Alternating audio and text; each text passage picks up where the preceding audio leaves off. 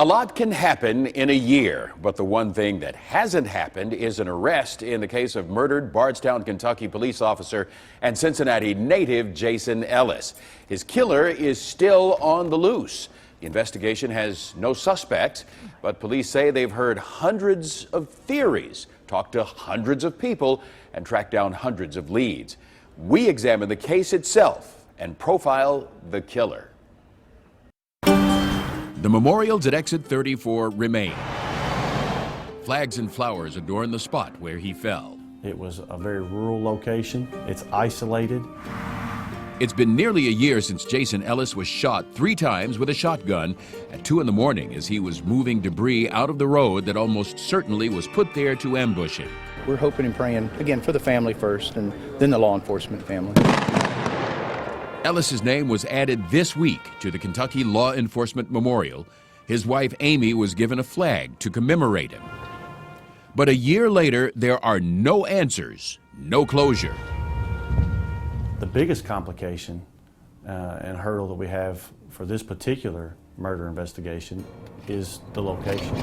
Kentucky State Police Lieutenant Jeremy Thompson is in charge of the investigation into Ellis's murder. Despite help from the FBI, a detective assigned full-time to the case and hundreds of tips. We just don't have any person or persons right now that we could list as a suspect. Frustrated, still very, broken heart, very sad, obviously. Bardstown Police Chief Rick McCubbin remembers last Memorial Day weekend too well. I think that probably will obviously stick out with me forever, kneeling beside one of my officers, crying. Police admit very little physical evidence was collected at the scene. The autopsy shows different types of ammunition were used to kill Ellis, but both were common hunting loads. From the planning stages to the implementation of it, to carrying it out, to the success of it. It was the perfect storm. It's somebody who knows him. It's somebody who has enough motivation to do this and to carry it out, but also somebody who could plan this. Wayne Wallace is a forensic criminologist and a former detective. He's an expert in crime reconstruction and clarifying evidence. He says whoever killed Ellis is familiar with shotguns, had a knowledge of Ellis's schedule, and could have been monitoring dispatcher traffic.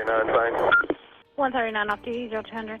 This could very well be not just a hunter, but somebody who is possibly has knowledge of, or quite possibly has worked at some point in police work. McCubbin says his biggest concern is that nearly $250,000 in reward money has not produced a single suspect. Closure helps, never heals, but it helps, and this case, we can't even get that right now.